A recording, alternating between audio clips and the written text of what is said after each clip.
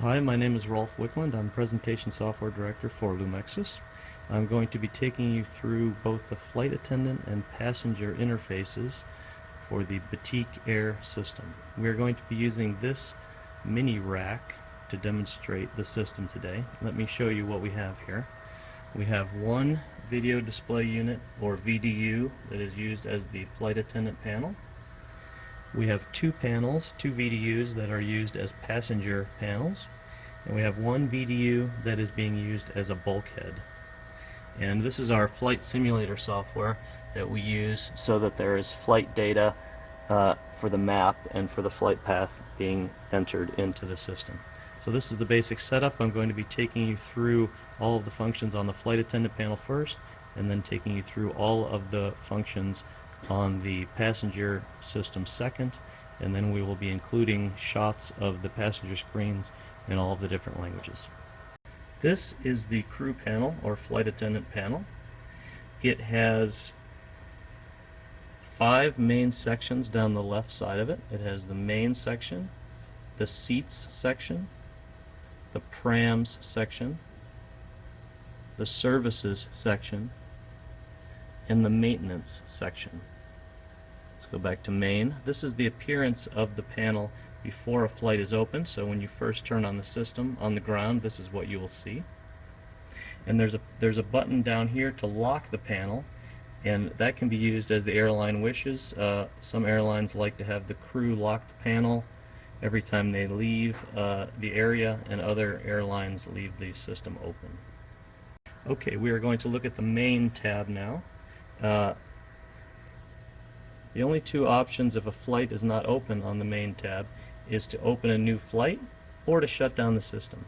And the crew always should use the shutdown system button before they actually turn the power off to the system. You can't hurt the system by turning the power directly off, but it may take a couple minutes longer to start back up if you don't use the shutdown system button.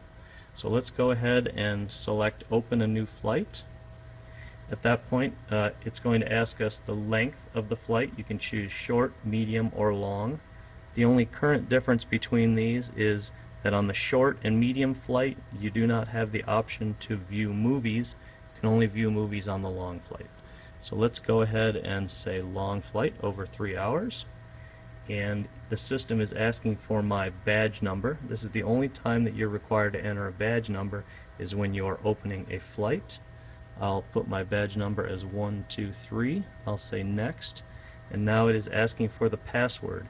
Anytime the panel is locked, or when you're opening a flight, you need to know the password, and the password is JT. So let's say done, and then that will open a flight. Now, you can see the passenger seats and the bulkhead. When the flight opens, it automatically goes into approach mode. Or I'm sorry, not approach mode, departure message mode. So on the crew panel, we can see that it is in the departure message. There are multiple modes that the passenger screens can go into, and those are shown here in the passenger screen area. The passenger screens can be off, they can be in the departure message mode, they can be in AVOD, that's audio and video on demand, they can be in the approach message, and then there is currently 3 multicast videos available, and that's the Batik Air Safety video, Celebrate Malaysia video, and Essence of Asia video. There can be as many multicast videos as you want. They fill in this area, and the list becomes scrollable if there's more videos than fit. The overhead audio down here is shown. Currently there's 4 overhead audio selections.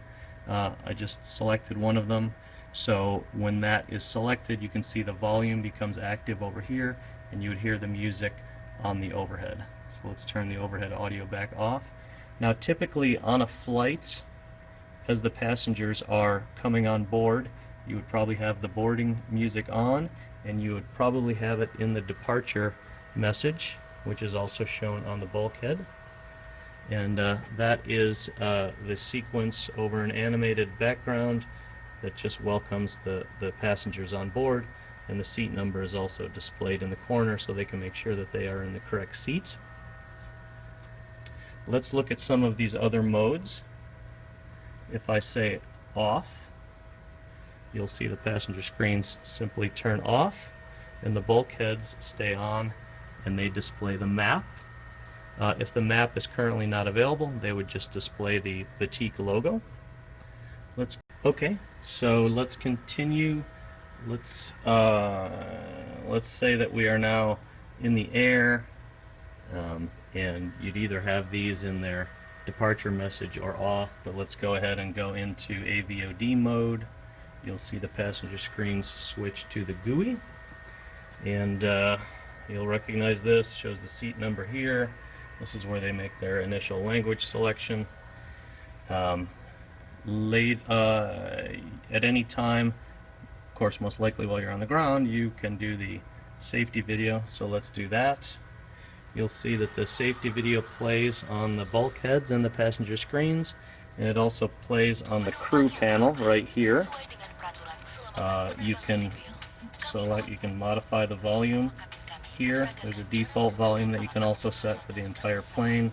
You can stop it, restart it, or play and pause it. So let's pause the video and then let's go ahead and start it again. So that's let's see, here's the Essence of Asia video. Now on this system, actually we are actually using the Essence of Asia video as a placeholder for a lot of the movies, because we don't have the actual movie content on this mini rack for the most part. So let's go back into AVOD again. That's a pretty good overview of the main tab. Next, I'm going to take you into the Seats tab. Okay, let's go into the Seats menu. The options within the Seats menu are to reset seats. That can be one seat or multiple seats. Reset bulkheads. That's if there's an issue with a bulkhead. That resets all the bulkheads at once. You can reset crew panels, and there's 2 crew panels on board. That function, if there's a problem with one of the crew panels, you can go to the other crew panel and reset them both using that button. There's the Reset All Seats button. That is if there's some issue affecting the entire system, which is very rare, but if it happens, you can reset all the seats together. The Parental Lock button is used to turn parental lock at seats on and off. The Start Video to a Seat button is used if the seat has an issue with the touchscreen, or if the passenger is having trouble selecting content, you can start a video to their seat from that screen. And then the Turn a Seat On-Off button does just what it says. It just turns the seat completely off. That's helpful if a passenger says they don't want to use the screen at all and they don't even want it to be on. It's not used that often. Okay, so there we are in our GUI. So let's go ahead and go through some of these. I'm going to say Reset Seats, and what's going to happen here is it's going to load the map of all the seats. Now it just so happens on this little bitty system here we only have seat 1A, 10A, and 12A, but in fact this would fill in with all the seats on the plane, and then you can scroll here. So let's go ahead and select a seat. I'll say 1A to reset. I can also select multiple seats at one time if I want. I'll just select 1A and I will say done, and now you will see seat 1A will reset, and it will be up and ready for use for the passenger in about 90 seconds or so. The Reset Bulkheads command, when you say that, it's asking, are you sure you want to reset all the bulkheads? I'll say yes, and then we will see that our bulkhead, we only have one on this system, but there can be as many as you want on the aircraft. Okay, there it goes, that's resetting now. The Reset Crew Panels button, it's the same type of function. I won't use it here because it will reset the screen that we're using, but you get the idea. And the Reset All Seats button, if you use that, then all of the seats on the entire plane, that includes the passenger seats, the crew panel, bulkheads, everything resets all at once. I will say no. Let's look at the parental lock. Actually, let me take you into let's go into the parental lock function here. So it's going to load in the seats, and none of the seats have parental lock on right now. But let's turn parental lock on. Let's go head over to seat 10A. I'll select a language, English, And let's go into the settings, and I'll say parental lock on. It's asking me, am I sure I want to do that? I will say yes. And now you can see down in the corner there's a little note that parental lock is on. Any content that's flagged as mature content will not appear here. If you go back into settings, you'll see that you actually cannot turn parental lock back off from the seat. You need to do it from the crew panel. So let's go ahead and go back into the parental lock. And now when it loads in, you will see there's seat 10A that's locked. You can lock or unlock multiple seats at once. Let's unlock it and say done. And now you'll see it, seat 10A is now unlocked, and we have the regular text down here instead of the lock icon. Let's go ahead and use the start video to a seat function.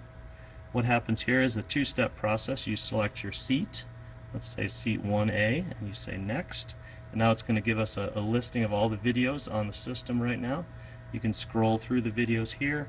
You can also say to filter by first letter. So let's say that you were looking for a particular content. If there's a lot of content on there that starts with a G, there's two things on here that start with G, Grudge Match and Glee. I can remove the filter so I see all of the content again. And let's just pick something here and start it. Let's see, Madagascar. I'll say done, and you will see at seat 1A that video is going to start for that passenger. There we go. And they can still control it using the standard video controls. So if they touch the screen, they're going to get their standard video controls up at the bottom still. And the turn a seat on and off function, let's go ahead and use that. We'll turn, you can see all the seats are on right now. Let's go ahead and turn seat 10A off. I'll press done while looking at the seat so you can see it turn off. There it goes.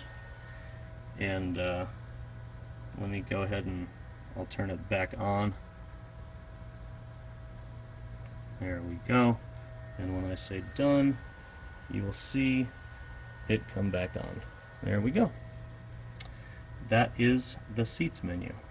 Okay, next we're going to have a look at the prams menu. Select prams here, and what's going to happen is you will see a list of all the prams on board. Right now we happen to have 19 of them. If you added more, this turns into a scrolling list. And the way this function works is you select one or more prams to play in a list, and then they play one after another. So let's say we wanted to play the before door closing pram, the boarding announcement pram, and the passenger count pram. 1, 2, 3. Now if you decide that you can actually turn them back off and then they'll reorder. So if I remove this number 2, now you'll see this one's going to play first and that one will play second. Let's go ahead and say play prams now. And then while the prams are playing, they are shown in a list here so you can see which ones are playing. You can hear the pram on the overhead and on the bulkheads and on the passenger VDUs. The prams will play. When the prams are complete, the passengers are taken back to whatever state they were before the pram. So there goes our first pram, and now the second pram is going to play.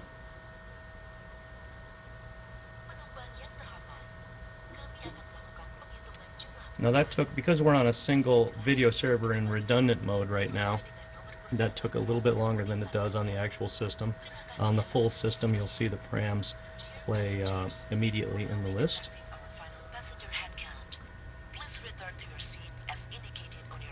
You can play, pause, you can restart the prams or stop them from here. Now the prams are done, you will see that we will go back to the regular prams menu here, and the passengers are back into their GUI. Okay, we're going to take a look at the services menu. There's only a couple functions in the services menu. The first one is the flight data service, on or off. Second is disable individual videos, and the third is disable individual albums. So let's go through these one at a time. The flight data service is on by default. What the flight data service is that's a service that brings in data from the aircraft like altitude and latitude and longitude and such. So that's what allows the map to work.